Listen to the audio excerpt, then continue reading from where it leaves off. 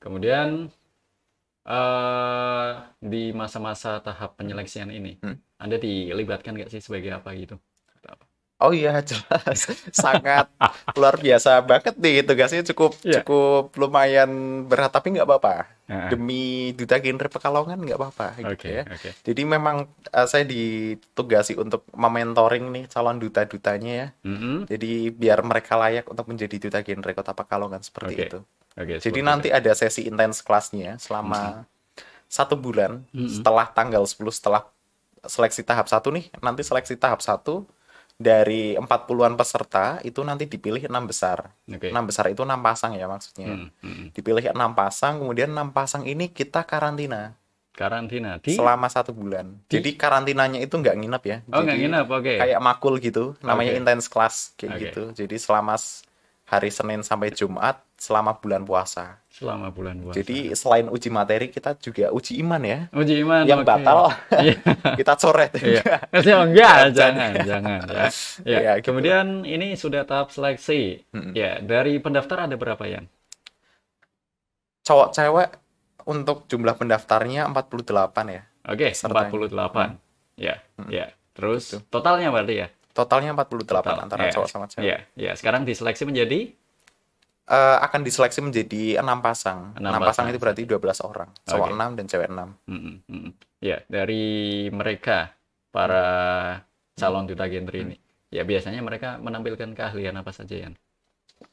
Kalau kita bebaskan ya, sesuai Mm, dengan passion mereka mm. tentunya ya.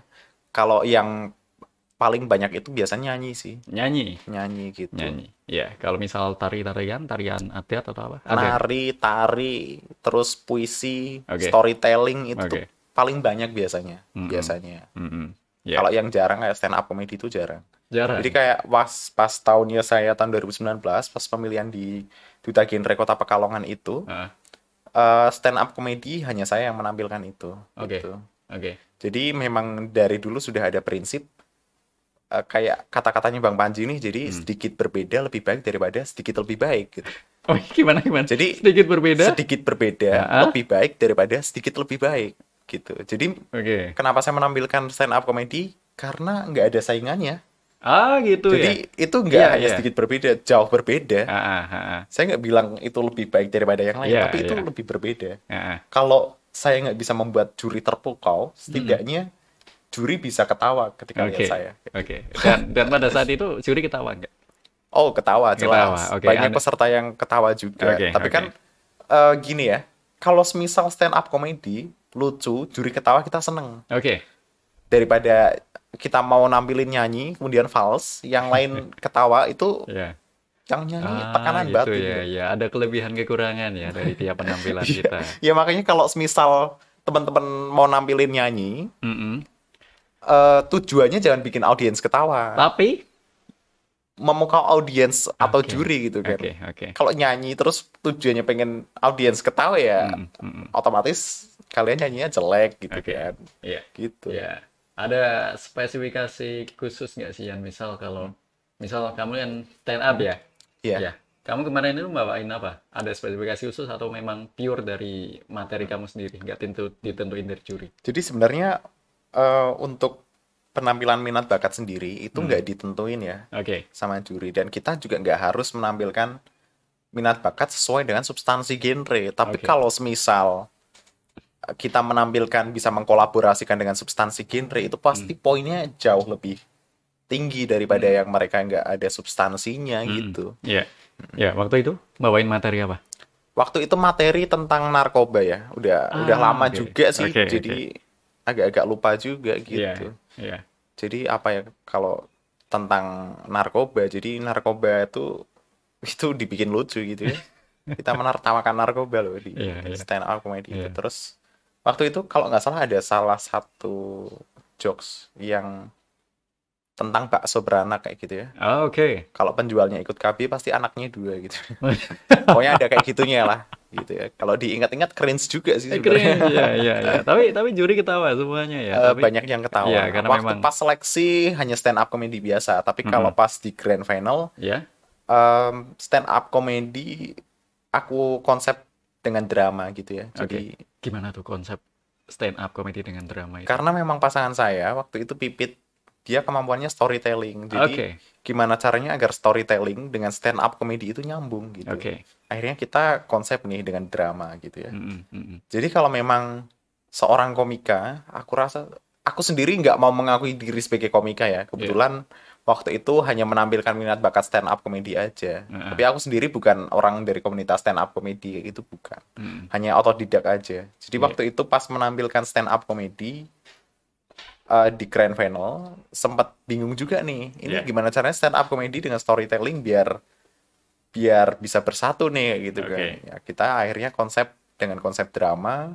Terus ya udah kayak urat malunya udah putus aja dulu waktu pas di Grand Final gitu. Ya Iya. memang benar-benar harus totalitas banget. Jadi kayak dulu tuh pikirannya kalau ini nggak maksimal ya udah selesai deh hidupku. Oke, oke. Ya, ya Kayak pada gitu waktu itu sih. kan pasti ada lah ya saingan terberat ya. Ya, menurut Anda saingan terberat itu dari mana? Terus kemudian nampilin apa? Kayak gitu. Kalau dulu tuh kalau dilihat dari minat bakat ya dulu nggak ada saingan kalau minat bakat karena Oke. cuma aku nih yang nampilin stand up comedy gitu Iya. kan. Yang lain rata-rata nyanyi Iya. terus apa ya kayak pasus gitu Mm-mm. gitu. Jadi memang dari minat bakat aku nggak merasa ada saingannya di Iya, situ. iya. Nggak Tapi ada. kalau dari public speaking ya banyak ya. Mm-mm, mm-mm, Terutama 10 besar tuh waktu itu kan 10 besar. mm-mm. 10 besar tuh keren semua. Oke. Mereka udah paham substansi semua. Mm-mm. Nah, kelemahanku karena backgroundku bukan anak-anak yang punya segudang prestasi, Ya. terus bukan anak-anak yang punya akademik yang cukup bagus gitu. Jadi memang benar-benar waktu itu sempat insecure juga kan Oke. ketika lihat yang lain ya, Oke. kayak yang 10 besar yang lain tuh mereka udah punya segudang prestasi, Mm-mm. udah akademiknya itu bagus gitu kan. Saingan ini ya. Ya. Ya, menurut Anda mungkin karena Anda stand up ya. Jadi mungkin hanya satu saja yang menampilin stand up. Jadi mungkin Anda tidak ada merasa saingan. Tapi kalau misal tentang apa ya? Public speaking, nah itu dia. Saingannya ada nggak? Iya, jadi ngelanjutin yang tadi ya, yang Nah. sempat kameranya mati.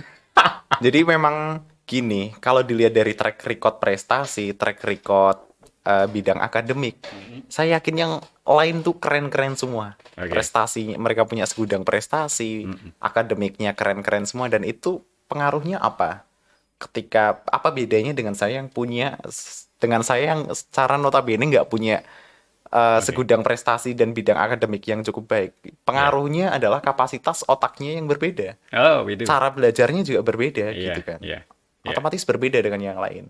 Ketika yang lain belajar, let's say 1 jam udah mulai paham banyak materi, saya 1 hari aja nggak nyangkol-nyangkol gitu kan. Jadi memang cara belajarnya aja udah beda gitu kan. Iya. Tapi kan fokus kita jangan di situ kan. Fokus kita apa yang bisa kita kendalikan. Kita harus cari tahu nih kendala kita apa. Kendala kita kenapa kok belajar 1 jam tuh kok nggak nyangkol-nyangkol kayak gitu. Fokusnya di situ sih ya. Jadi memang benar-benar waktu itu tuh sempat insecure juga ya. Oke.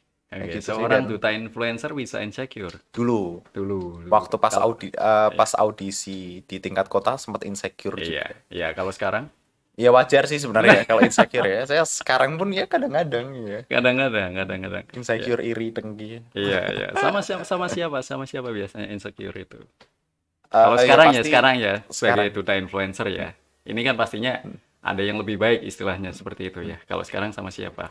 Ya manusiawi lah ya kalau misal ada teman yang punya karir yang jauh lebih bagus. Oke. Teman sudah berada di fase ikigai atau mereka udah kerja sesuai dengan passion mereka dan mereka dibayar kayak gitu ya. Iya, iya. Mereka nggak mikir secara finansial, mereka udah nggak terfikirkan kayak gitu. Mereka udah nggak pusing dengan hal itu ya. Oke. Ya manusiawi sih kalau setiap manusia punya rasa insecure kayak gitu. Manusiawi banget sih. Iya. Gitu. Cuman kan insecure-nya sekarang berbeda dengan insecure yang 2 tahun yang lalu. Oke, gimana tuh gimana? Karena 2 tahun yang lalu, yang waktu pas ikut duta genre di tingkat kota itu memang benar-benar insecure-nya karena kita nggak punya value. Oh, gitu.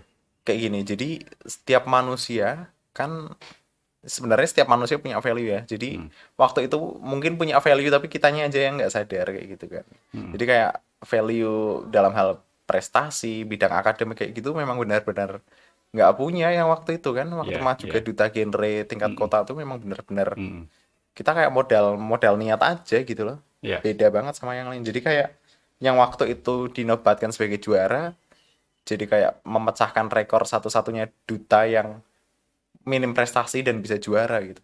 Kok bisa? Iya, yang lain kan punya segudang prestasi. Jadi memang waktu itu tuh yang paling minim prestasi itu ya cuman aku aja gitu. Oh, oke. Dari sekian banyak ya. Dari sekian banyak peserta, aku termasuk yang paling minim prestasi. Tapi Jadi... kalau urusan tekad ya mungkin paling tinggi ya daripada yang lain ya. Oke. Gitu ya. Iya, kemudian ini masalah duta genre yang akan dilaksanakan tanggal 10 April ya, masa seleksi. Ya, Anda ikut andil nggak sih dalam menyeleksi ini?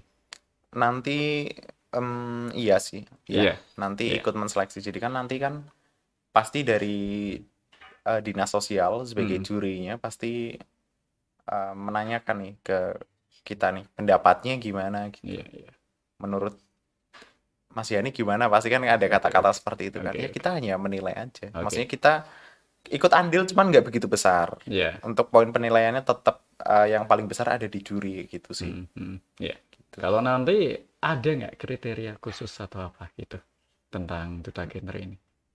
Ya yang jelas sih mereka orang-orang yang punya tekad yang cukup besar ya. Tekad yang cukup besar, mereka yang berkontribusi besar juga untuk remaja di lingkungannya, seperti itu sih. Poinnya seperti itu. Kita nggak cari yang good looking kok, tenang. Cuman kalau ada yang good looking, pinter dan tekadnya kuat ya kenapa enggak kan? Ya make sense dong. Iya. Ya, tapi kalau sekarang ya ibaratnya good looking apa jadi prioritas nggak sih, Yan? Aku nggak tahu ya kalau di ajang-ajang yang lain ya. Mungkin sebagian besar ajang sih seperti itu sih. Jadi kalau menurutku kayak gini, good looking bukan jadi prioritas, tapi kalau misal dia good looking, dia cerdas, dia berbakat, dia attitude-nya baik, dia berkontribusi terhadap remaja yang lain, dia punya segudang pengalaman dan prestasi, ya wajar dong kalau juri milih dia gitu kan. Ya di luar dan di dalamnya bagus ya. Hatinya. Iya, seperti itu. Ya, hatinya. Jadi kalau misal ada yang bilang di pemilihan duta ini mereka hanya memilih yang good looking. Nggak ada ya. Nggak seperti itu. Gitu kan. Mereka yang good looking, mereka juga cerdas kok. Jadi mereka harus pede ya. Harus pede aja dengan ajang ini. Setiap orang tuh bisa kok good looking, asalkan niat. Niat ya. Skincarean kayak gitu kan. Skincarean, banyak ya yang skincarean ya juga.